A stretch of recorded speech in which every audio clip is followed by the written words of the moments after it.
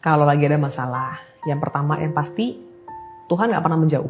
Yang kedua, kalau kita lagi diproses, jangan pergi.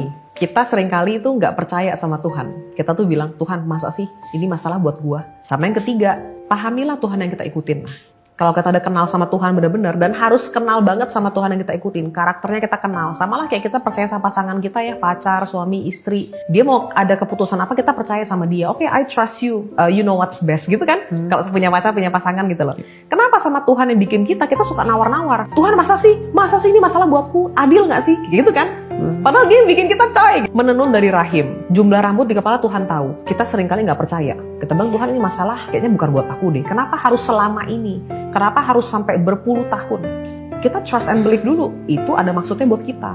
Dan yang keempat, the problem tends to repeat sampai kita belajar. Itu juga aku mau kasih tahu ke teman-teman solusi ya. Kita seringkali ngalami masalah, kenapa berulang terus Tuhan polanya sama? Kita udah do something about it belum? Kenapa orang sulit ekonomi terus? Have you learned something to change it? Kenapa ada orang sulit mental health-nya nggak baik-baik terus? Have you done something buat ngubah itu?